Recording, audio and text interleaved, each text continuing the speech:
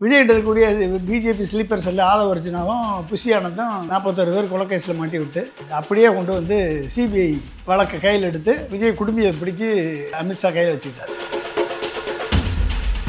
ஊடகங்களுக்கு பணத்தை கொடுத்து விஜய் கிளம்பிட்டாரு, விஜய் பல்ல விளக்கிட்டாரு, பாத்ரூம் போயிருக்காரு, அவர் இதில் வந்து ஏதோ சிவப்பு லைட் எரிஞ்சுக்கிட்டே இருக்கு, அது என்னன்னு தெரியல, அது 2 சிசிடிவி இருக்கு. இப்படி இல்லாமல் வந்து வெக்கமா இல்லை அந்த ஊடகங்களுக்கு. எந்த கட்சியாக இருக்கட்டும், திமுகவாக இருக்கட்டும், அதிமுகவாக இருக்கட்டும், பிஜேபியாக இருக்கட்டும், காங்கிரஸாக இருக்கட்டும், கட்சியினுடைய தொண்டர்கள் வாக்கு வங்கியால் மட்டும் ஜெயிக்க முடியாது. அந்த பொதுமக்கள் யார் பக்கம் சாயிறாங்களோ அங்கே தான் ஜெயிக்க முடியும். அப்போ அந்த பொதுமக்கள் வந்து இன்னைக்கு தெளிவாக விஜய் வந்து ஒரு மண் குதிரை, பிரச்சனை வந்தால் பின்னங்கால் படலில் அடிக்க ஓடக்கூடியவன் தலைவனா, அவன் நடிகன் அப்படின்றத இன்னைக்கு பொதுமக்கள் ஒட்டுமொத்தமாக பார்த்துட்டாங்க. விஜய்க்கு இருக்கக்கூடிய ஆப்ஷன் என்ன?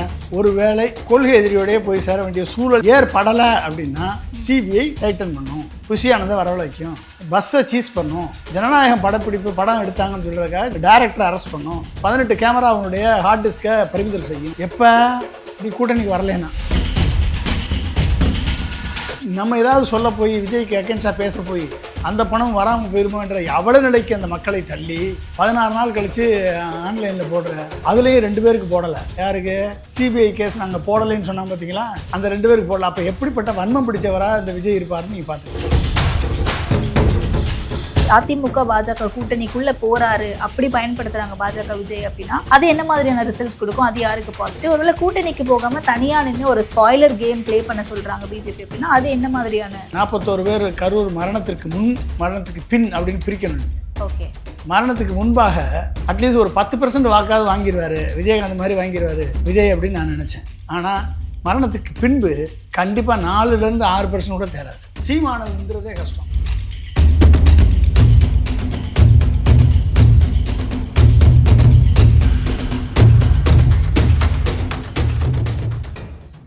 ஆச்சி அதிரசமா விடுங்க, கையில தட்டி சூடான எண்ணெயில பொரிச்சா அதிரசம் ரெடி. வணக்கம் சார். வணக்கம்மா.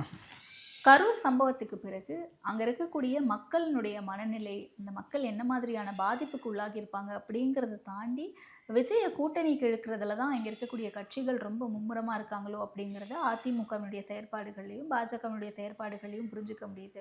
அது அப்படியே தான் பார்க்கணுமா? மக்கள் மேல இருக்கக்கூடிய அக்கறையை விட அவங்களுக்கு கூட்டணியில தான் ரொம்ப அதிகமான கான்சென்ட்ரேஷன் இருக்கும். அதாவது ஒரு விஜய் என்ற நடிகனை பார்க்க சென்று தங்கள் இன்னுயிரை நீத்த ஒரு 41 பேர் எதுக்கு செத்தவனு தெரியாமலே செத்து போயிருக்காங்க. அவங்க குடும்பத்தவர்கள் வந்து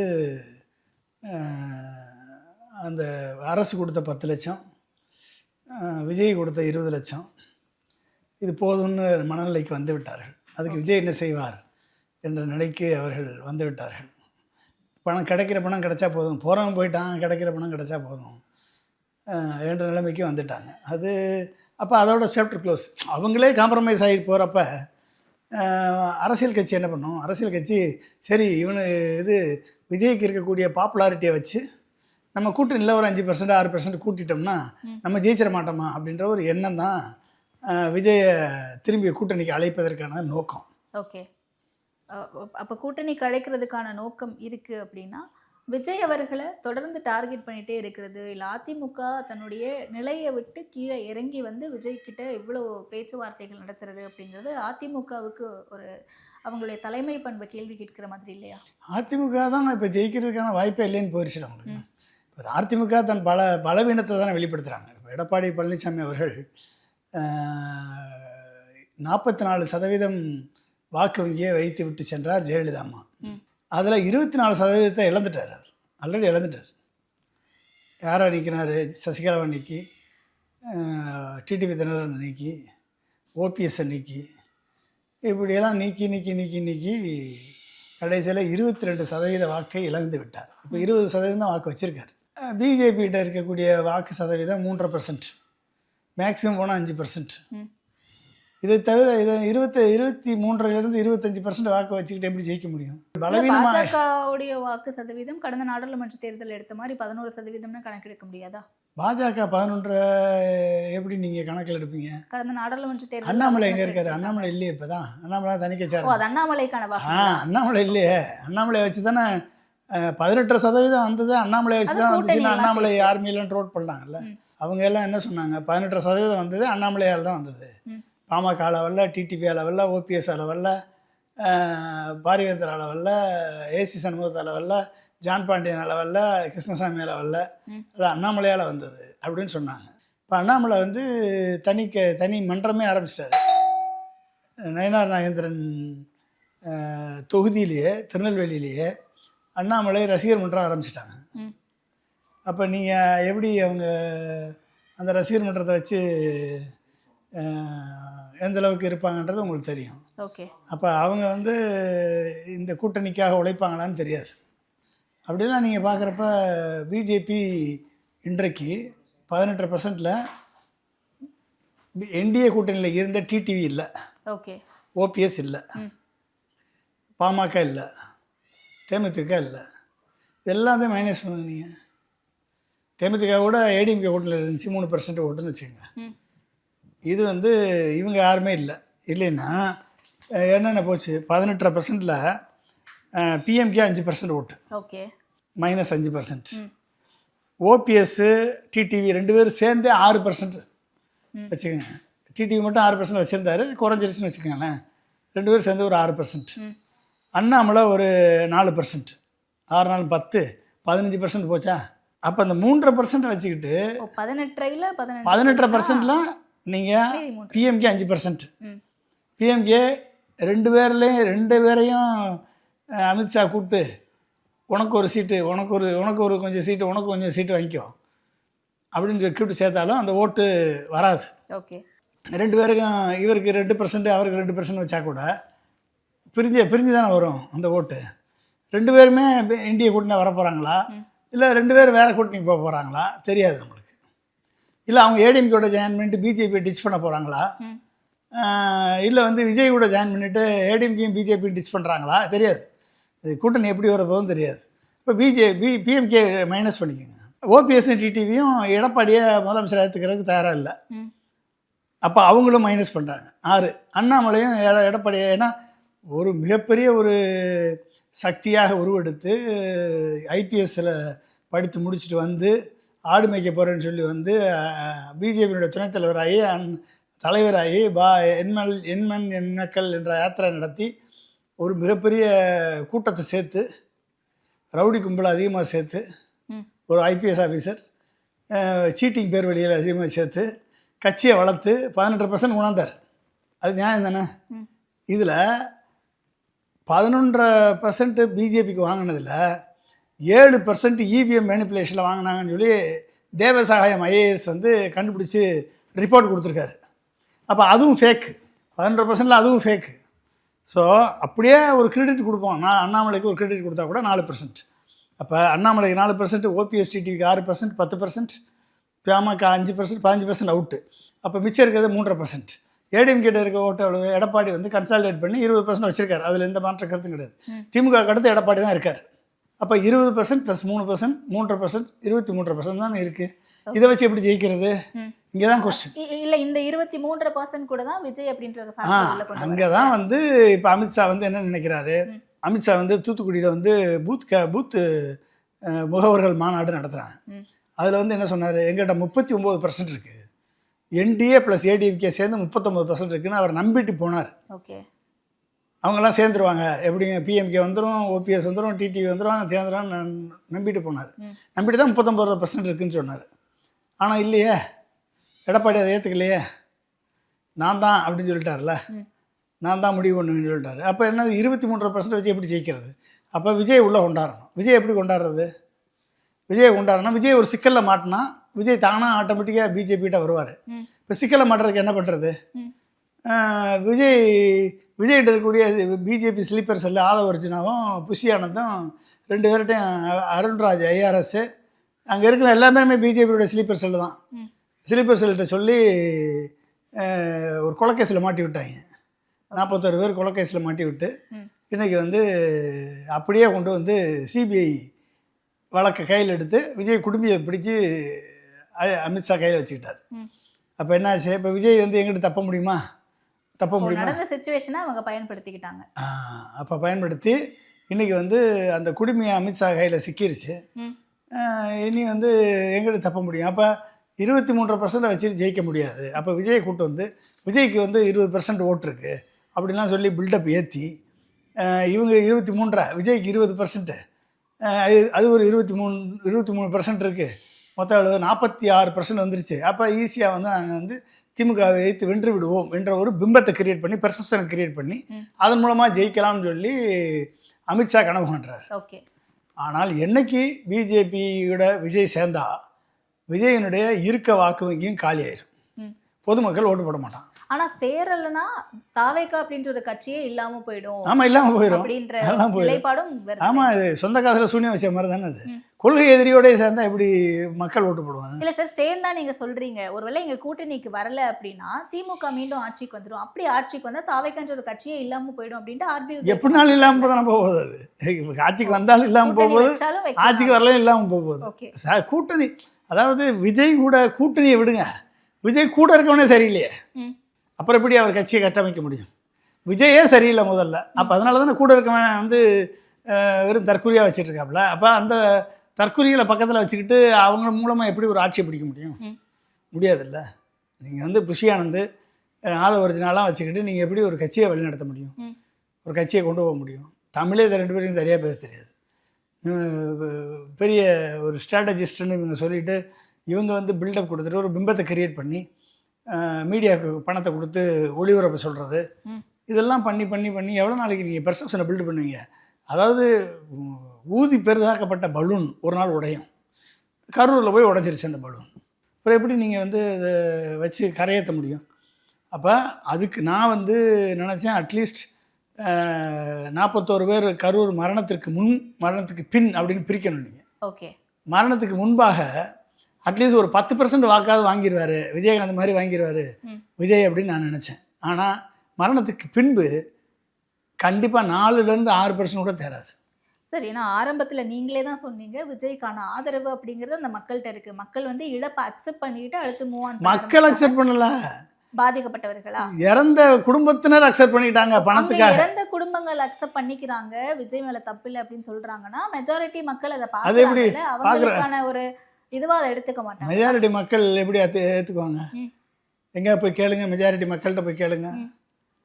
மரண வியாபாரி இப்போ சாகிறதுக்கு வழி கொடுத்த ஏற்பாடு செய்த விஜய் வாழ்கன்னு சொல்லுவானா? சொல்லுங்க பாப்பா, எவனா சொல்லுவானா? அது எப்படி ஒட்டுமொத்த இனிமேல் 41 பேர் மரணத்திற்கு காரணமான இது வந்து ஒரு சம்பவம்னு சொல்ல முடியாதுமா. நம்ம இது வந்து வரிசையாக is a habitual offender. Vijay Vikravandi மாநாட்டில் 6 பேர் செத்தான். அந்த 6 பேருக்கு 20 லட்சம் கொடுத்தியா நீ? மதுரை மாநாட்டில் 3 பேர் செத்தான், 3 பேருக்கு 20 லட்சம் கொடுத்தியா? ஸ்ரீவிழுத்தூரில் ஒருத்தன் பேனர் கட்டி செத்தான், ஒரு இளைஞன், அவனுக்கு கொடுத்தியா பணம்? இத்தனை பேர் 100-200க்கு மேற்பட்ட பேர் காயம்பட்டிருக்கான். நீ போன இடத்துல எல்லாம் காயம்பட்டு மருத்துவமனையில் இருக்கான். ஒரு பைசா சல்லி பைசா கொடுத்தியா இது வரைக்கும்?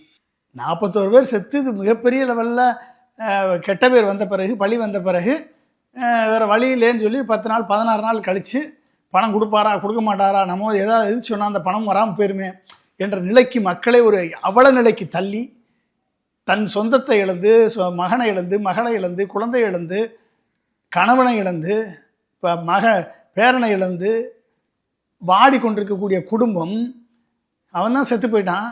அட்லீஸ்ட் அந்த பணமாவது வந்தால் நம்ம அடுத்து பிள்ளைகளை ஊட்டியை படிக்க வச்சுக்கலாம் என்று நினைத்த குடும்பத்தை 16 நாளைக்கு காக்க வச்சு, நம்ம ஏதாவது சொல்ல போய் விஜய்க்கு அகேன்ஸ்டாக பேச போய் அந்த பணம் வராமல் போயிருமோன்ற அவல நிலைக்கு அந்த மக்களை தள்ளி 16 நாள் கழித்து ஆன்லைனில் போடுற, அதுலேயும் 2 பேருக்கு போடலை. யாருக்கு?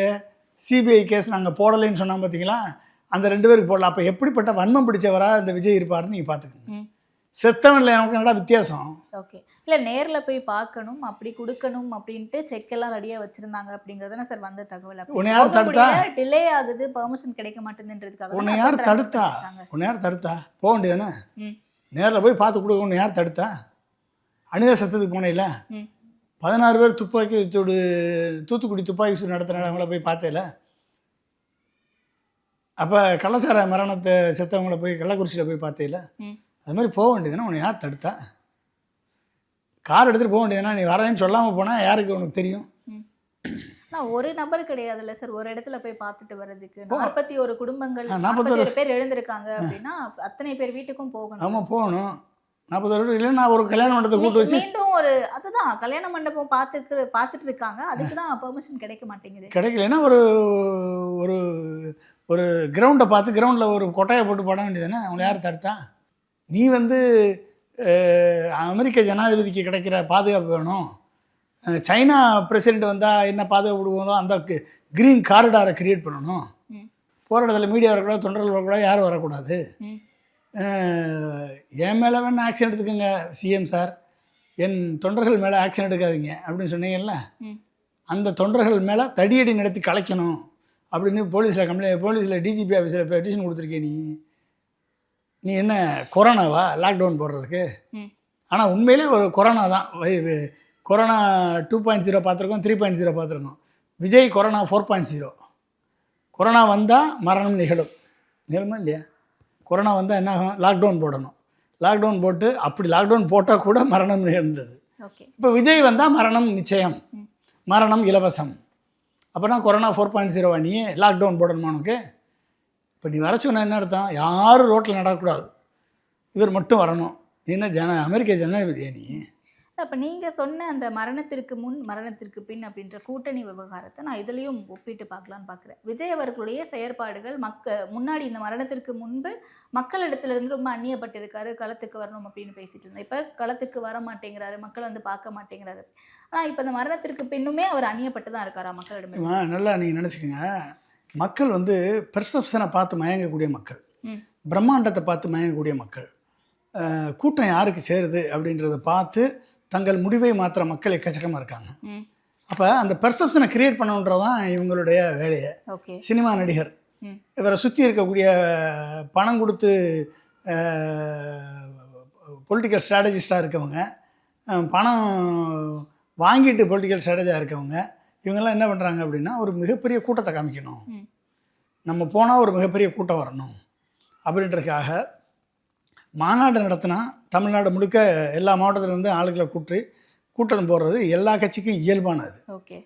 நீ வந்து கரூர் பிரச்சாரத்துக்கு போனால் கரூர் சட்டமன்ற தொகுதியில் இருக்கக்கூடிய கரூர் மாவட்டத்தில் இருக்கக்கூடிய சட்டமன்ற தொகுதியில் இருக்கக்கூடிய ஆளுங்களை கூப்பிட்டு அவங்ககிட்ட பேசினா அது நியாயம், சரியா?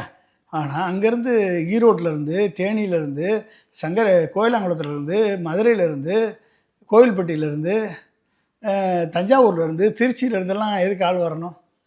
செத்தது 41 பேரில் 29 பேர் தான்மா கரூர், மிச்சவெல்லாம் வெளி மாவட்டத்துக்காரன், சரியா? அப்போ என்ன அர்த்தம்?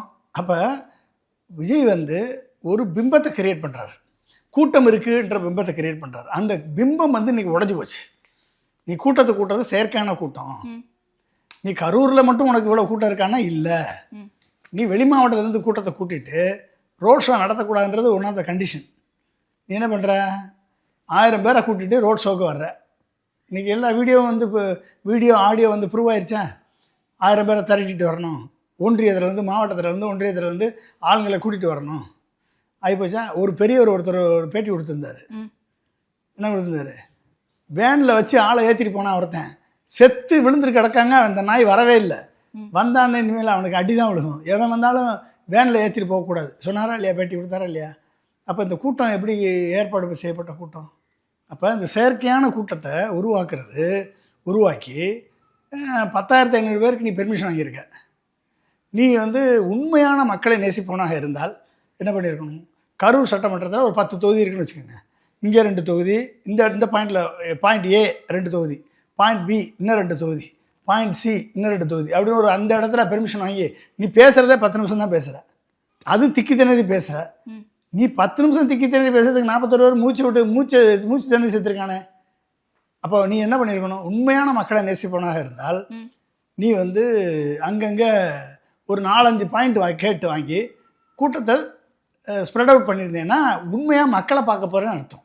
நீ ஒரு இடத்துல கூட்டத்தை கூட்டணும், அந்த ஒரு இடத்துல வந்து ஒரு மிகப்பெரிய கூட்டத்தை காமிக்கணும், அதை வந்து ஊடகங்களுக்கு பணத்தை கொடுத்து விஜய் கிளம்பிட்டாரு, விஜய் பல்ல விளக்கிட்டாரு, பாத்ரூம் போயிருக்காரு, விஜய் இப்போ தான் வெளியே வந்திருக்காரு, காரில் ஏறுறாரு, கார் ஓடிட்டுருக்கு போயிட்டுருக்கு, அதுக்கு 4 சக்கரம் இருக்குது, லைட் 2 லைட் இருக்குது, ஃப்ரண்ட்டில் 2 லைட் இருக்குது, பேக்கில் 2 லைட் இருக்குது, அவர் இதில் வந்து ஏதோ சிவப்பு லைட் எரிஞ்சிக்கிட்டே இருக்குது, அது என்னன்னு தெரியல. அது 2 சிசிடிவி இருக்குது. இப்படி இல்லாமல் வந்து வெக்கமாக இல்லை அந்த ஊடகங்களுக்கு? இதெல்லாம் போட்டு இதெல்லாம் பணத்தை கொடுத்து சொல்லி பிரிண்ட் மீடியா எலக்ட்ரானிக் மீடியாவுக்கு பணத்தை கொடுத்து எழுத வச்சு கூட்டத்தை கூட்டி பல்வேறு மாவட்டத்து கூட்டத்தை கூட்டி ஏற்கனவே இருக்கிற ஸ்டேட்டிக்கரோட 20,000 பேர் உட்காந்துருக்கான். நீ ஒரு 7,000 பேரை கூட்டிட்டு 7,000 பேர் 10,000 பேரை கூப்பிட்டு வந்து பெரிய படகு மாதிரி இருக்க பஸ்ஸை கொண்டாந்து வச்சு மோதுனா அங்கே நெரிசல் ஏற்படுது, உயிர் பலி ஏற்படுது. உன் கண்ணு முன்னால் செத்து தூக்கிட்டு போகிறான், உன் கண்ணு முன்னால் 10 பேர் செத்து போயிட்டான்னு சொல்லி உன் தொண்டை தலையில் அடிச்சுக்கிட்டு அழுகிறான். அதை கேட்காதனால செருப்பு கொண்டு எறிகிறான். அது திமுககாரன் எரிஞ்சான்னு சொல்லி பொய் செய்தியை கிளப்பினேன். கத்தியை வச்சு குத்திட்டானே, ஒருத்தனும் கத்தியை வச்சு குத்தி சாகலை இங்கே. அப்போ இத்தனையும் நடந்து அங்கே நீ வந்து ஜனநாயகன் படம் ஷூட்டிங் எடுத்திருக்க. 18 கேமரா வச்சு, 8K கேமரா வச்சு, 60 ட்ரோன் கேமரா வச்சு ஷூட்டிங் எடுத்திருக்க. உன் பிஸ்னஸுக்காக, உன்னுடைய படத்துக்காக, கமர்ஷியல் வேல்யூக்காக நீ ஷூட்டிங் எடுத்து இத்தனையும் கிரியேட் பண்ண அப்படின்றது மக்கள் மத்தியில் இன்னைக்கு கிரவுண்ட் லெவலில், ஒரு கிராமத்து லெவலில் இருக்கக்கூடிய அனைத்து மக்களுக்கும் தெரியும். இது விஜய்க்கு சேர்ந்த கூட்டம் அல்ல, இது சேர்க்கப்பட்ட கூட்டம். தானாக வந்த கூட்டம் அல்ல, பணம் கொடுத்து கூட்டப்பட்ட கூட்டம். இது இந்த கூட்டம் வந்து இந்த கூட்டத்தை ஏற்பாடு செய்து இந்த கூட்டத்தை உருவாக்கி ஒரு தள்ளுமுள்ள உருவாக்குனதுக்கு முதற் காரணம் விஜய் தான்ற மக்கள் மத்தியில் இன்னைக்கு பதிஞ்சிருச்சு. ஓகே, ஆனால் இது ஃப்யூச்சரில் இந்த நிலைப்பாடு மாறாதா சார்? ஏன்னா இப்போ நாளைக்கே கரூர் போய் அந்த மக்களை சந்திக்கிறாரு அப்படின்னா அங்கே நடக்கக்கூடிய நிகழ்வுகள் எல்லாமே ரெக்கார்டடாக இருக்கும். அண்ட் அதன் பிறகு சிபிஐயில் விசாரணை பண்ணிக்கிட்டு இருக்காங்க அப்படின்னும் போது அதனுடைய வேர்டிக்ட் எப்படி வரும்னு நமக்கு தெரியாது. ஸோ இது எல்லாமே வச்சு அடுத்தடுத்த சில மாதங்களில் இது எல்லாமே மாறி விஜய்க்கு வாக்கு வங்கியாக மாறதுக்கான பாசிபிலிட்டி. வாக்கு வங்கி பொதுமக்கள் வாக்கு வங்கி இப்போ 2 இருக்கு. ஒன்று ஜெயிக்கணும் அப்படின்னா வந்து தொண்டர்கள் வாக்கு வங்கி, நம்ம கட்சிக்காக வாக்கு வங்கி. அந்த கட்சியினுடைய கொள்கைகளால் ஈர்க்கப்பட்டு அந்த கட்சியினுடைய தலைவரது ஆளுமை திறத்தை மதித்து அந்த கட்சியினுடைய தலைவரது மக்களை நேசிக்கக்கூடிய பண்பு, அவர் சொல்லிலும் செயலிலும் உண்மையாக இருக்காரா அப்படின்ற இதெல்லாம் பார்த்து அவர் வந்து ஒரு கொள்கை நிலைப்பாட்டை எடுத்தால் உறுதியாராக இருப்பாரா, மக்களுக்காக பேசுவாரா, ஒரு பிரச்சனை வந்தால் மக்களுக்காக இருப்பாரா, ஒரு மத்திய அரசு தமிழகத்தின் மேலே தேவையில்லாத சட்டங்களை திணிச்சு தமிழ்நாட்டை வந்து வஞ்சிக்கிறது, ஓகே, இதெல்லாம் எதிர்த்து போராடக்கூடிய குரல் கொடுக்கக்கூடிய வல்லமை அந்த தலைவருக்கு இருக்கா, இப்படியெல்லாம் மக்கள் பார்ப்பாங்க, பொதுமக்கள் பார்ப்பாங்க. அப்போ ஒரு கட்சி, எந்த கட்சியாக இருக்கட்டும், திமுகவாக இருக்கட்டும், அதிமுகவாக இருக்கட்டும், பிஜேபியாக இருக்கட்டும், காங்கிரஸாக இருக்கட்டும், எந்த கட்சியாக இருந்தாலும் கட்சியினுடைய தொண்டர்கள் வாக்கு வங்கியால் மட்டும் ஜெயிக்க முடியாது. பொதுமக்களை யார் வந்து அட்ராக்ட் பண்ணுறாங்களோ, அந்த பொதுமக்கள் யார் பக்கம் சாயிறாங்களோ அங்கே தான் ஜெயிக்க முடியும். அப்போ அந்த பொதுமக்கள் வந்து இன்றைக்கி தெளிவாக விஜய் வந்து ஒரு மண் குதிரை, பிரச்சனை வந்தால் பின்னங்கால் படலில் அடிக்க ஓடக்கூடியவன் தலைவனா, அவன் நடிகன் அப்படின்றத இன்றைக்கி பொதுமக்கள் ஒட்டுமொத்தமாக பார்த்துட்டாங்க. இந்த பொதுமக்கள் கண்டிப்பாக விஜய்க்கு பொதுமக்களது வாக்கு நான் கூட 10% மேலே வரும், 12% கூட வரும்னு நினச்சேன். நான் கண்டிப்பாக வராது. ஓகே, கண்டிப்பாக வராது. அவங்களுடைய ரசிகர் கூட்டம், எத்தனை ரசிகர் கூட்டம் இருக்குது? இவர் ஒருத்தர் தான் நடிகரா? ரஜினிக்கு ரசிகர் இல்லையா, கமலுக்கு ரசிகர் இல்லையா, அஜித்துக்கு ரசிகர் இல்லையா, சிவகார்த்திகேயன் ரசிகர் இல்லையா, தனுஷுக்கு ரசிகர் இல்லையா, சிம்புக்கு ரசிகர் இல்லையா, எல்லாரும் ரசிகர் இருக்காங்கல்ல, சூர்யாவுக்கு ரசிகர் இல்லையா? 3000 பேர் இருக்கக்கூடிய நடிகர் சங்கம். இது வரைக்கும் அந்த நடிகர் சங்கத்துக்கு எதையாவது உதவி பண்ணியிருக்காரா அந்த விஜய்? உன்னை வச்சு தயாரித்த 10 தயாரிப்பாளர்கள் செத்தது கூட போய் சாவ கேட்கலன்னு சொல்லி இன்னைக்கு எல்லாம் யூடியூப்பில் சொல்லிட்டு இருக்காங்க. தயாரிப்பாளர்கள் இவர் வச்சு படத்தை தயாரித்து உருவாக்கினவங்கள செத்த சாவு கூட போகல. விஜயகாந்த் உயிரோடு இருக்கும்போதும் அவர் எல்லா தலைவர்களும் போய் அவரை பார்த்தாங்க. உன்னை உருவாக்குனதில் முக்கிய பங்கு விஜயகாந்துக்கு உண்டு. அவரை போய் பார்த்துருக்கேன். நீ செத்த பிறகு போய் மலர் வளையம் அஞ்சலி செலுத்த போனேன். அதனால தான் செருப்பு கொண்டு எரிஞ்சான், நீ ஒரு துரோகிடான்னு, விஜயகாந்தனுடைய தொண்டன். அப்போ நீ என்ன ஒரு 3000 பேர் இருக்கக்கூடிய நடிகர் சங்கத்துக்கே ஒன்றும் செய்யாத ஒரு விஜய் இவர் எப்படி நாட்டுக்கு செய்வார்? மக்கள் பார்க்குறானா இல்லையா? ஒரு பிரச்சனைனா ஓடக்கூடியவன் தலைவனா? தலைமுறை வாழக்கூடிய ஒட்டுமொத்த 2ஆம் கட்ட தலைவர்களும் தலைவருமான ஒரே கட்சி தாவாக்கா தானே, விஜய் கட்சி தானே, விஜய் கட்சி தானே. அப்போ நீங்கள் எப்படி வந்து மக்கள் உங்களை நம்பி நிற்பான்? உன் கட்சிக்கு பிரச்சனை வரும்போது மாவட்ட செயலாளரை காட்டி கொடுத்தவர் தான் புஷி ஆனந்த். ம். அப்போ தலைவன்னா என்ன இருக்கணும்? தோல்வியை தனதாக்கி கொண்டு வெற்றியை உடன் பணிபுரிந்தவர்களுக்கு பகிர்ந்தளிப்பவன் தான் தலைவன். நீ தோல்வியை வெற்றி மட்டும் வந்தால் உனக்கு பிரச்சனைன்னு வந்தால் அது அவன் பாடு அப்படின்னா, நீ எந்த மாவட்டத்துக்கு போனாலும் மாவட்ட செயலாளர் குலக்கேசில் உள்ளே போயிடுவானே, என்ன பண்ணுவேன்? எந்த மாவட்டத்துக்கு போனாலும் ரெண்டு சாவு விடுகும், ஒரு 10 சாவு விடுகும். மாவட்ட செயலாளர் பிடிச்சி அரெஸ்ட் பண்ணி உள்ளே வச்சு எஃப்ஐஆர் போட்டாச்சுன்னா வாழ்க்கை ஃபுல்லாக அவன் ஜெயிலில் இருக்கணும். அவன் பிள்ளை குட்டி என்னங்கிறது? அப்போ எப்படி வருவான்? நீ மாவட்ட செயலாளர் காட்டி கொடுத்தவங்க தானே புஷி ஆனந்த். அவன் எப்படி உன் பின்னால் வந்து நிற்பான்? அப்போ இதெல்லாம் மக்கள் பார்த்துட்ருக்காங்க. இப்போ மக்களது வாக்கு வாங்காமல் நீ ஜெயிக்க முடியாது. அப்போ உனக்கு இருக்கக்கூடிய ரசிகர் ஓட்டு 4%லேருந்து 6%. அந்த இளம் ரசிகர்கள் ஓட்டு, விவரம் தெரியாத ரசிகர்கள் ஓட்டு. பாவம், அவங்களுக்கு விவரம் தெரியல. விவரம் தெரிய ஒரு ஸ்டேஜுக்கு வரும்பொழுது அவர்கள் வந்து விஜயை காரி துப்பிட்டு போவாங்க. புரிஞ்சுக்கிட்டீங்களா? ஏன்னா இவனால் யாருக்கும் எந்த பிரயோஜனமும் கிடையாது. ஓகே. அப்போ அப்படிப்பட்ட நிலையில் இருக்கும்போதும் இன்னைக்கு விஜய் எடுத்துக்கிட்டிங்க அப்படின்னா 4லேருந்து 6%. அந்த 4லேருந்து 6% ஓட்டு எங்களுக்கு வேணும்னு சொல்லி அதிமுக கூப்பிடுது அப்படின்னா, அப்போ அதிமுக எந்த அளவுக்கு பலவீனமாக இருக்குன்னு பார்த்துக்கங்க. ஓகே. அது கூட எங்களுக்கு வந்தால் போதும் அப்படின்னா அதிமுக எந்த அளவுக்கு பலவீனமாக இருக்கும்? ஆனா இந்த இடத்துல முதல்வர் வேட்பாளரா யார் இருப்பாங்க அப்படின்னு ஒரு கேள்வி. இன்னி எங்க முதல்வர் வேட்பாளர் இறங்கி போய் அதிமுக பேசுறாங்க அப்படிங்கறதே அதிமுக. இன்னி எப்படி இறங்கி போக முடியும்? எப்படி எடப்பாடி விட்டு கொடுப்பாரு? எடப்பாடி வந்து அமித்ஷாவுக்கே அல்வா கொடுக்குறவரு, விஜய்க்கு விட்டு கொடுப்பாரு? இல்ல, அப்ப ஆல்ரெடி ஒரு ஆதரவு விஜய்க்கு குறைஞ்சிருக்கு அப்படின்னா விஜயோட ரசிகர்கள் வாக்கு செலுத்துறவங்க எல்லாருமே விஜய் ஒரு முதலமைச்சரா பார்க்கணும் அப்படிதான். விஜய் அவங்க ரசிகர்கள் பார்த்தா மக்கள் பார்க்கணும்ல முதலமைச்சரா. எப்படி இனிமேல் அதுதான் இப்பவே ஒரு ஆதரவு கிடையாது விஜய்க்கு அப்படின்னு நீங்க சொல்றீங்க. அப்ப அவரை முதலமைச்சரா பார்க்கணும்னு நினைச்ச அவருடைய ரசிகர்கள் அதிமுகவோட கூட்டணிக்கு போறது எடப்பாடி அவர்களை முதலமைச்சர் ஆக்குறதுக்கு தானா அப்படின்ட்டு அவங்களுடைய கவனமும் திரும்பாது. ஆமா, கண்டிப்பா திரும்பும். முதலமைச்சர் ஆக்கி பார்க்கணும்னு நினைக்கக்கூடிய ரசிகர்கள் நம்ம போய் கூட்டணியில் போனால் துணை முதலமைச்சர் தான் ஆக முடியும். எடப்பாடிகிட்ட போய் கூட்டணியில் போனால் ஜெயிக்க முடியுமா? அவருக்கு வேணா எடப்பாடிக்கு பலன் விஜய் கூட சேர்ந்தனால, அதிமுகவோட சேர்றதுனால விஜய்க்கு என்ன பலன்? அதிமுகவுடைய ஓட்டுகள் எல்லாம் பிரிக்கிறத விஜயுடைய திட்டம். அதனால தான் எம்ஜிஆர் படத்தையும் அண்ணா படத்தையும் போட்டிருக்காரு.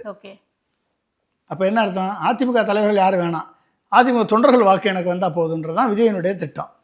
யாருடைய திட்டம்? பிஜேபியினுடைய திட்டம் அதிமுக அழிப்பது, விஜயனுடைய திட்டம் அதிமுக அழிப்பது, சீமானுடைய திட்டம் அதிமுக அழிப்பது. இவங்க எல்லாரையும் உள்ள வச்சு இவங்க எல்லாத்தையும் அழிப்பது எடப்பாடியுடைய திட்டம். சரியா? இவங்க எல்லாரும் ஒன்று சேர்ந்து அந்த ஒன்று சேர்ந்து மூலமாக ஆட்சிக்கு வந்த பிறகு விஜயும் சீமானையும் பிஜேபியும் அழிச்சிட்டு எடப்பாடி ஸ்ட்ராங் ஆயிடுறதுன்றது எடப்பாடியுடைய திட்டம். திமுகவை எதிர்த்து வர்றது. அப்போ ஒருத்தர் விடாக்கண்டம் கொடாக்கண்டம் தான் இங்கே உங்களுடைய கேஸ். புரிஞ்சுட்டீங்களா? அப்போ இனிமேல் வந்து விஜய் வந்து முதலமைச்சர் கனவெல்லாம் காண முடியுமா? கரூர் மரணத்துக்கு பின்பு இனிமேல் விஜய் வந்து 2026 முதலமைச்சர் வேட்பாளர் நான் தான் அப்படின்னு சொல்ல முடியுமா? தைரியமாக பேச முடியுமா? எதை வச்சு பேசுவீங்க? அதனால் வந்து விஜய்க்கு இருக்கக்கூடிய ஆப்ஷன் என்ன? கொள்கை எதிரியோட இப்போதைக்கு ஏடிஎம்கே பிஜேபி தான் கூட்டணி. அந்த கூட்டணி உடையிற மாதிரி இல்லை. ஒருவேளை கொள்கை எதிரியோடய போய் சேர வேண்டிய சூழல் ஏற்பட்டுச்சுன்னா, ஏற்படலை அப்படின்னா சிபிஐ டைட்டன் பண்ணும், சிபிஐ விசாரணைக்கு கூப்பிடும். சிபிஐ வந்து சிபிஐனுடைய அலுவலகத்துக்கு விஜயை அழைக்கும், புஷி ஆனந்தை வரவழைக்கும், பஸ்ஸை சீஸ் பண்ணும். ஜனநாயகம் படம் எடுத்தாங்கன்னு சொல்கிறதுக்காக ஜனநாயகனுடைய ஒட்டுமொத்த டைரக்டரை அரெஸ்ட் பண்ணும், அந்த பிஆர்ஓ செயல்பட்ட ஜெகதீஷை அரெஸ்ட் பண்ணும், அந்த 18 கேமரா அவனுடைய ஹார்ட் டிஸ்கை பறிமுதல் செய்யும், ட்ரோன் கேமராவை பறிமுதல் செய்யும். எப்போ நீ கூட்டணிக்கு வரலைன்னா, பஸ்ஸுனால தான் விபத்தே ஏற்பட்டிருக்கு. நீ ஜனநாயகம் படப்பிடிப்பு எடுத்தன்றது குற்றச்சாட்டு வந்துருச்சு. இப்போ இந்த குற்றச்சாட்டை ப்ரூவ் பண்ணணுமா இல்லையா? அப்போ அது பண்ணும்போது என்ன ஆகும்? ஜனநாயகம் படம் வந்து தடைப்படும். ஜனநாயகம் ஃபிலிம் ரோல் இதுவரைக்கும் எடுத்த ஃபிலிமெல்லாம் தூக்கி சீஸ் பண்ணி சிபிஐ வச்சிரும். பணம் வராதுக்கு காரணம் நம்ம இல்லை, அமித்ஷா. ஓகே, அவர் பேச்சை கேட்கலைன்னா படம் வராது. அமித்ஷா பேச்சை கேட்கலைன்னா ஜனநாயகன் படம் வராது. கடைசி காட்சி இன்டகிரேட் பண்ண முடியாது. அது இல்லாமல் வேணால் நீங்கள் வந்து ரிலீஸ் பண்ணலாம். சரியா? ஏன்னா அதெல்லாம் வந்து சீஸ் பண்ணி படம். தேவைப்பட்டால் விஜயும் அரெஸ்ட் பண்ணப்படுவார். இதுக்கு அடுத்து தமிழக அரசு அப்பீல் போகுது சிபிஐக்கு. சுப்ரீம் கோர்ட்டுக்கு அப்பீல் போகுது. அப்பீல் போனால் என்ன அர்த்தம்? சிபிஐ விசாரணைக்கு உத்தரவிட்டதே தவறு. ஓகே. இதே நீதிபதி மகேஸ்வரி 2 நாள் கழித்து ஒரு அலகாபாத் உயர்நீதிமன்றம் ஒரு வழக்கை சிபிஐக்கு உத்தரவிடுது. அது எப்படி எதுக்கு எடுத்தாலும் நீங்கள் வந்து சிபிஐக்கு உத்தரவிடலாம்? யாராவது ஒருத்தர் வந்து அந்த மாநில போலீஸ் மேலே நம்பிக்கை இல்லைன்னு சொல்லிட்டா நீங்கள் சிபிஐ உத்தரவிட முடியுமா? அப்படி முடியாது அப்படின்னு தீர்ப்பு கொடுக்குறாரு மகேஸ்வரி. யார் 2 நாளைக்கு முன்னால் தீர்ப்பு கொடுத்தவர்? யார்? சிபிஐக்கு மாற்றி உத்தரவிட்டார். தமிழ்நாடு அரசை கேட்காமல் சிபிஐ விசாரணைக்கு உத்தரவிட்டு எஸ்ஐடியிலேருந்து சிபிஐக்கு ட்ரான்ஸ்ஃபர் பண்ணி தமிழ்நாடு அரசு அமைத்த ஒரு நபர் பெஞ்சை சஸ்பெண்ட் பண்ணி இவங்க ஒரு பெஞ்சு போட்டு உத்தரவிட்ட மகேஸ்வரி அடுத்த 2 நாள் கழித்து உத்தரப்பிரதேசத்துக்கு ஒரு நீதி, தமிழ்நாட்டுக்கு ஒரு நீதி சொல்கிறாரு. புரியுறீங்களா? அப்போ இதை எதிர்த்து தமிழ்நாடு அரசு அப்பீலுக்கு போகும். அப்பீல் போச்சுன்னா என்ன ஆகும்? 3 பேர் சிபிஐ விசாரணை கேட்டாங்க, பாதிக்கப்பட்டவன்ல. அதில் ஒருத்தன் தான் கேட்டிருக்கான் நான் சிபிஐ விசாரணை வேணும்னு. மிச்சம் 2 பேர் ஃபேக்காக ஃபோர்ஜரி பண்ண கேஸ் தாக்கல் பண்ணியிருக்காங்க. ஃபோர்ஜரி பண்ணதுக்கு அவங்க வீடியோ ஆதாரம் கொடுத்துட்டாங்க, எழுத்து மூலமாக ஆதாரம் கொடுத்துட்டாங்க சுப்ரீம் கோர்ட்டுக்கு. அப்போ ஒரு ஆள் கேட்டதுக்காக நீ எப்படி சிபிஐ விசாரணைக்கு உத்தரவிடுவ? கேட்பானா இல்லையா? நீ வந்து தமிழ்நாடு அரசு அதிகாரிகள் அமுதா ஐஏஎஸ், டேவிட்சன் ஆசீர்வாதம், home secretary, health secretary press meeting கொடுத்து அதனால் வந்து ஒருதலை பட்சமாக போலீஸ் செயல்படும் நீ சொல்கிறீல்ல. ராகுல் காந்தி ஓட்சேரி திருட்டு பற்றி ஒரு பேட்டி கொடுத்தாரு. உடனே எலெக்ஷன் கமிஷன் அதிகாரிகள் 7 பேர் வந்து ப்ரெஸ் மீட் கொடுத்தாங்க. அப்போ எலெக்ஷன் கமிஷன் அதிகாரிகள் ஒருதலை பட்சமாக செயல்படுறாங்கன்னா ஏன் நீ கேஸ் போடலை? ஏன் நீ அதை ரத்து பண்ணலை? எலெக்ஷன் கமிஷன் பண்ணியிருக்கணுமா இல்லையா சுப்ரீம் கோர்ட்டு? அது என்ன நியாயம்? உங்களுக்கு ஒரு நியாயம், இங்கே ஒரு நியாயமா? அப்போ இதை எது மேல்முறையீடு போய் திரும்பி வழக்கு அஸ்ராக்கர்கிட்டே வந்துச்சு அப்படின்னா இவங்க அத்தனை பேரும் அரெஸ்ட் பண்ணப்படுவார்கள், இன்க்ளூடிங் விஜய். ஓகே. அத்தனை பேரும் அரெஸ்ட் பண்ணப்படுவாங்க. இவங்களுடைய ஜனநாயகன் பட ஷூட்டிங் ஃபிலிம் எல்லாம் பறிமுதல் செய்யப்படும், ரெக்கார்டிங் எல்லாம் பறிமுதல் செய்யப்படும். பட் இது எல்லாமே எந்த டைம் பீரியட்குள்ளே நடக்கும்னு ஒன்று இருக்கு. இதெல்லாம் இது அடுத்து நீ சுப்ரீம் கோர்ட் எப்படி அதை ஆக்ட் பண்ணதோ 8 வாரத்துக்குள்ளே பதில் போட சொல்லியிருக்காங்கல்ல. ஸோ 8 வாரத்துக்குள்ளே பதில் மனு தாக்கல் செய்ய சொல்லியிருக்காங்க. 8 வாரத்துக்குள்ளே தாக்கல் பண்ணணும். ஓகே. பண்ணி சிபிஐ உத்தரவிடுறதை பொறுத்து சுப்ரீம் கோர்ட்டினுடைய மேல் பெஞ்சு வந்து கன்ஃபார்ம் பண்ணிச்சுன்னா சிபிஐ விசாரணை தொடரும். ஓகே. கன்ஃபார்ம் பண்ணுறக்கூடிய வாய்ப்பு எப்படி இருக்குன்னு தெரியல. இது வந்து அமித்ஷா என்ன முடிவு எடுக்க போகிறாரோ, இவர்கள் என்ன ஆதவர்ஜுனா போய் எப்படி விஜய் அடை வச்சுட்டு வந்தாரு நம்மளுக்கு தெரியாது. அதனால் வந்து இவர் வந்து கூட்டணிக்கு ஒத்துக்கிட்டாலோ இல்லை தனியாக நின்று வாக்குகளை பிரி அப்படின்னு சொல்லி பிஜேபி உத்தரவிட்டாலோ இல்லை நீயும் அதிமுகவும் சேர்ந்து அப்போ முழுக்க முழுக்க அமித்ஷாவும் பிஜேபியும் தான் விஜய் ஆட்டி படிக்கிறாங்க. என்னம்மா நல்லா தெளிவாக தெரியுது.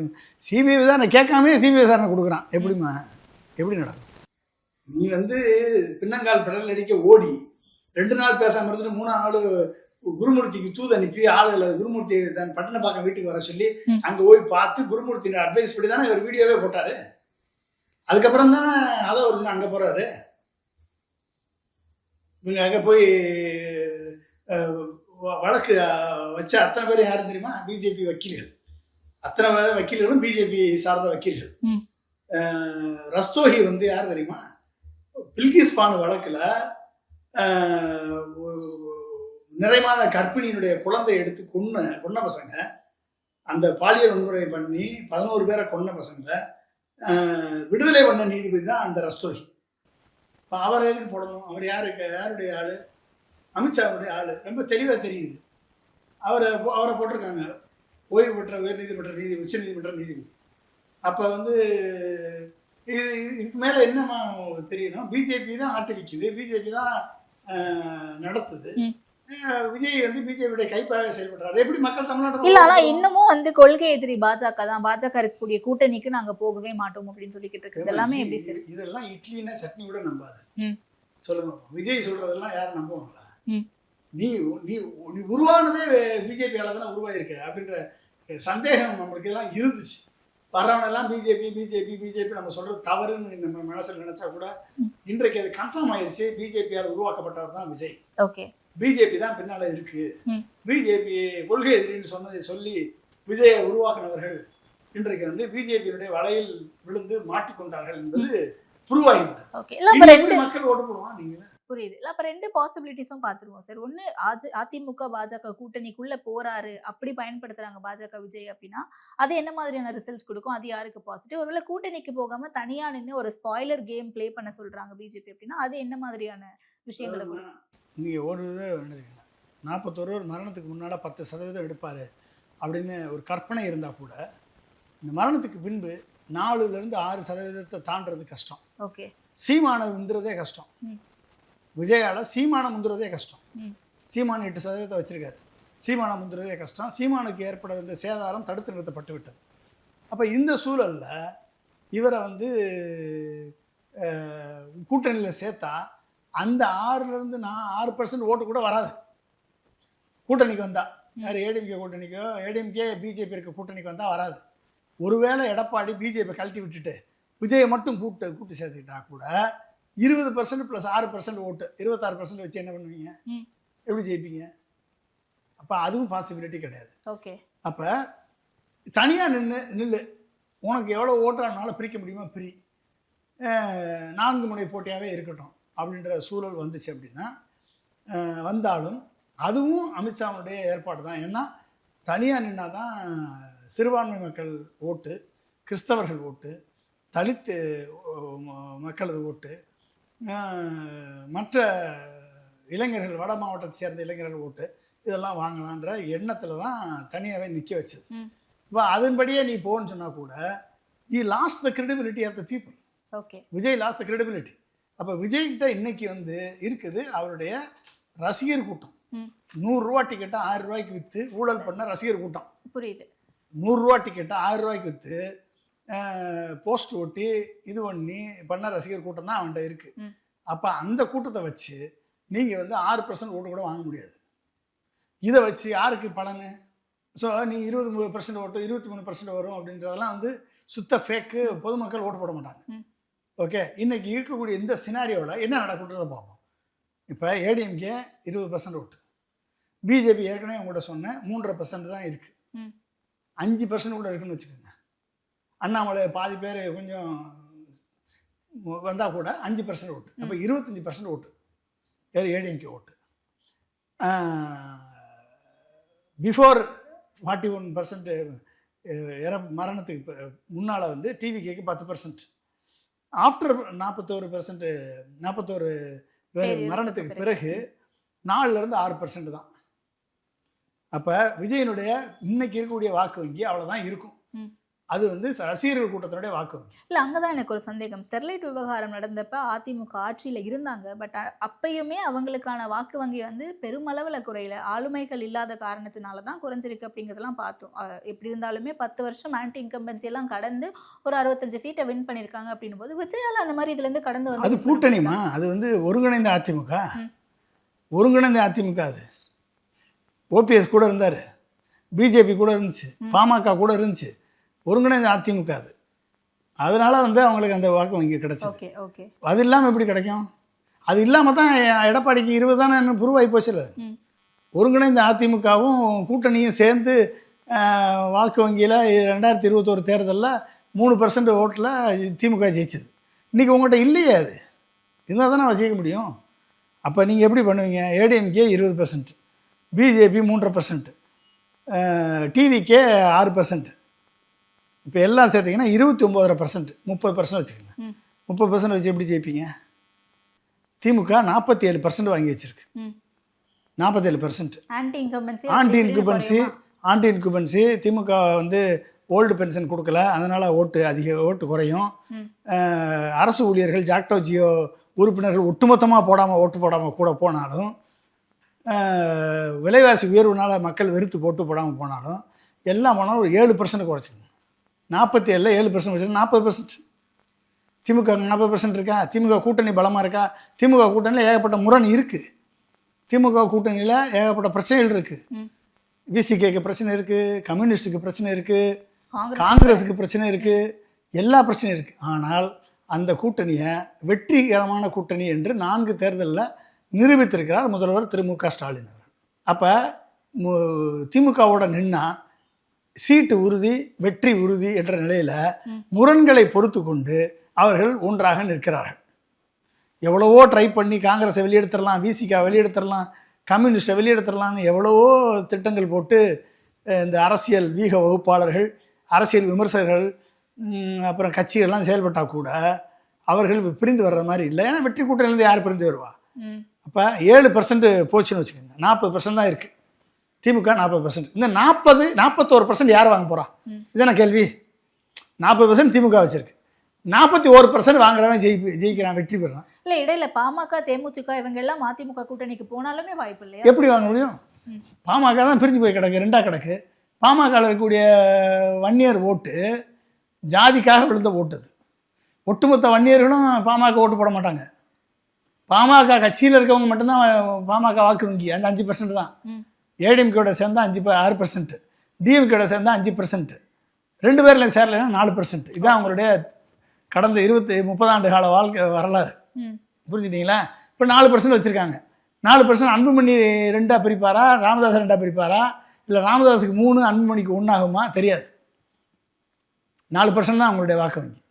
தேமுதிக 2% அவ்வளோதான் இருக்கும். ஓபிஎஸ், டிடிவி தினகரன் இவங்களுக்கு ஒரு வாக்கு வங்கி இருக்குன்னு வச்சுக்கோங்க. ஓகே, இப்போ இந்த கூட்டணி இவங்கெல்லாம் எங்கே எதிர போய் சேர்ந்தா ஜெயிக்க முடியும்? இவங்க எல்லாம் சேர்ந்தாலும் ஏடிஎம்கே ஜெயிக்க முடியுமா? ஏற்கனவே கூட்டணி இருந்தே ஜெயிக்க முடியல.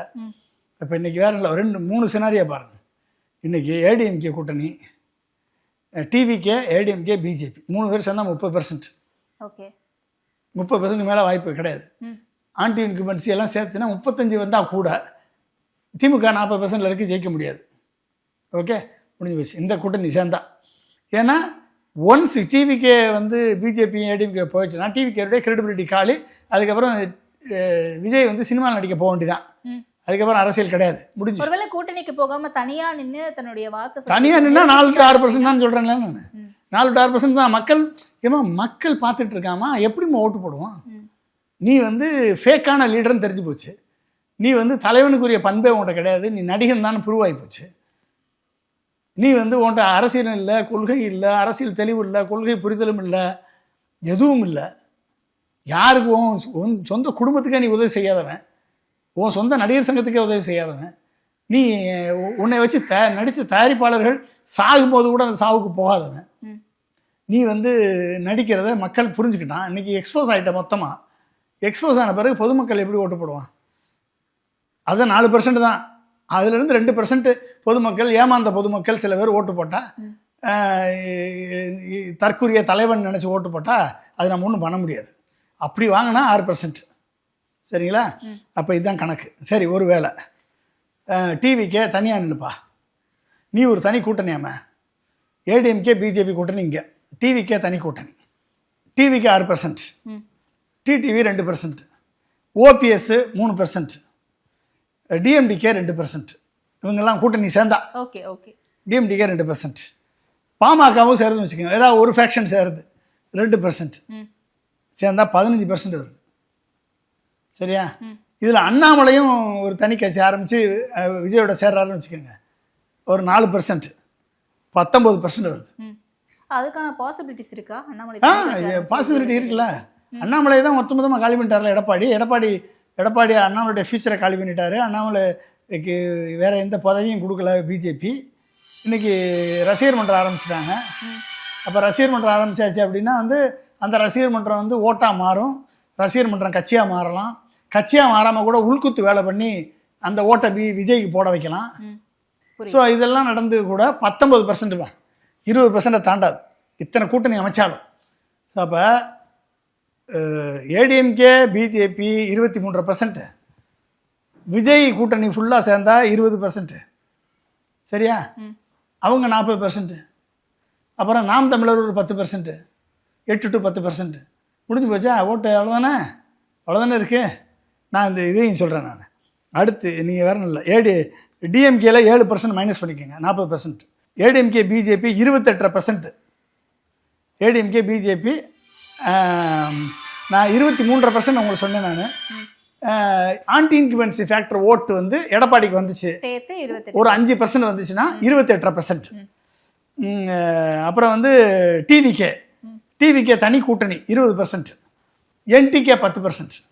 அப்போ மொத்தம் சேர்த்தா 98% வந்துருச்சு. ம் 2.5% தான் இருக்குது மிச்சம் கணக்கு. ஓகே சரியா? அப்போ இப்படி பண்ணாலும் ஜெயிக்க முடியாது நீங்கள். இதுதான் இன்றைக்கி இருக்கக்கூடிய கிரவுண்ட் ரியாலிட்டி. நீங்கள் வேணால் நீங்கள் ரிசல்ட் வரும்போது பார்த்துக்கோங்க. இதில் ஏதாவது மாறுச்சு அப்படின்னா அமித்ஷாவுடைய அருள், இவிஎம் அருள், இசிஐ அருளில் மாறினா வாய்ப்பு இருக்குது. ஆனால் அதுக்கு ஒரு பெர்செப்ஷன் கிரியேட் ஆகணும். புரியுது புரியுது. பெர்செப்ஷன் கிரியேட் ஆகணும். அதுக்கு வந்து விஜய் வந்து ஏடிஎம்கே பிஜேபி கூட்டணியில் சேரணும். சேர்ந்துட்டு ஒரு சர்வே எடுத்து விஜய்க்கு 20% இருக்குது, நாங்கள் 23% வச்சுருக்கோம், ஏற்கனவே விஜய்க்கு ஒரு 23%, 43% நாங்கள் ஜெயிச்சிருவோன்ற ஒரு பிம்பத்தை கிரியேட் பண்ணி, சர்வே கிரியேட் பண்ணி, டிவியில் அட்வர்டைஸ் பண்ணி மக்களை நம்ப வச்சு, அதுக்கப்புறம் இவிஎம்மையும் எஸ்ஐஆரை கொண்டாந்து ஒரு 20 லட்சம் பேரை நீக்கி, தமிழ்நாட்டில் பீகாரில் 47 லட்சம் பேர் நீக்கின மாதிரி தமிழ்நாட்டில் ஒரு 20 லட்சம் பேர் நீக்கி இவிஎம்மை வச்சு ஜெயிச்சா வேணால் கூட்டணி ஆட்சி அமைக்கலாம். ஆனால் அப்படிப்பட்ட ஆட்சி வந்து அது பிஜேபியினுடைய பொம்மை ஆட்சியாக தான் இருக்கும். அது எடப்பாடியே முதல்வராக இருந்தாலும் எடப்பாடி பிஜேபியுடைய கட்டுப்பாட்டில் இருக்கக்கூடிய முதல்வராகத்தான் இருப்பார். எனவே வந்து அது பிஜேபி ஆட்சியாக இருக்கும். இப்படிப்பட்ட ஒரு பிஜேபியினுடைய ஆட்சியை வரவைப்பதற்கு துணை போகக்கூடிய யாரையும் தமிழக மக்கள் ஏற்றுக்கொள்ள மாட்டார்கள். ஓகே, ஸோ இப்போ வெயிட் பண்ணி பார்ப்போம் உங்களுடைய அனாலிசிஸ் எந்த அளவுக்கு கரெக்டாக முடியுது, கூட்டணி கணக்குகள் எப்படி அமையுது அப்படின்னு சொல்லிட்டு தெளிவான விளக்கங்களை கொடுத்தீங்க. நேரத்திற்கு நன்றி. மிக்க நன்றிமா. தேங்க்யூ.